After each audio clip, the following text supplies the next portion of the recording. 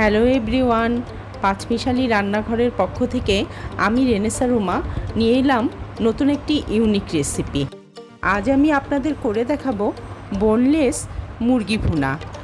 শুরুতেই নিয়ে নিলাম হাড়বিহীন কয়েকটি মুরগির টুকরো, দিয়ে দিলাম সামান্য মরিচের গুঁড়া, ধনিয়া গুঁড়া, সামান্য জিরার গুঁড়া, হলুদ গুঁড়া, সামান্য গরম মশলা, পরিমাণ মতো লবণ, 1 চামচ পেঁয়াজ বাটা, দিয়ে দিচ্ছি 1 চামচ আদা রসুন বাটা, 1 চামচের বেশি কর্নফ্লাওয়ার এবং 1 চামচের বেশি ময়দা। সবশেষে সামান্য লেবুর রস দিয়ে ম্যারিনেট করে নিব।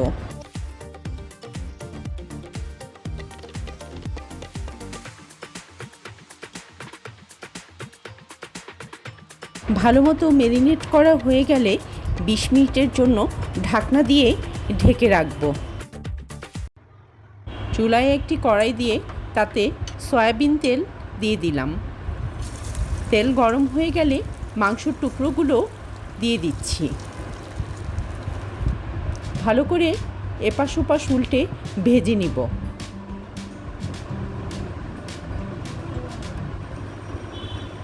মাংসগুলো ভাজা হয়ে গেলে তুলে রাখবো আরেকটি পাত্রে।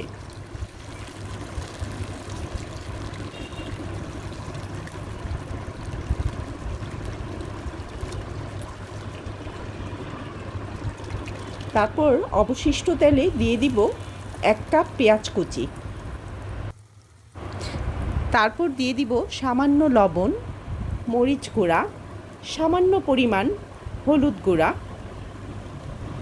অল্প একটু পানি দিয়ে মশলাটাকে ভালো মতো কষিয়ে নিব। মশলাটা কষানো হয়ে গেলে দিয়ে দিব আমার ভেজে রাখা মাংসগুলো। তারপর কয়েকটি কাঁচামরিচ দিয়ে 1 কাপ পরিমাণ পানি দিয়ে দিব। তারপর ভালো মতো নেড়ে চেড়ে রান্না হওয়ার জন্য 10 মিনিট অপেক্ষা করব।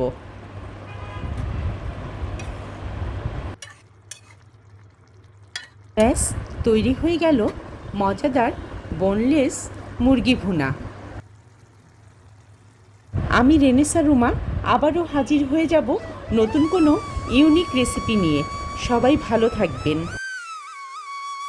ধন্যবাদ সবাইকে।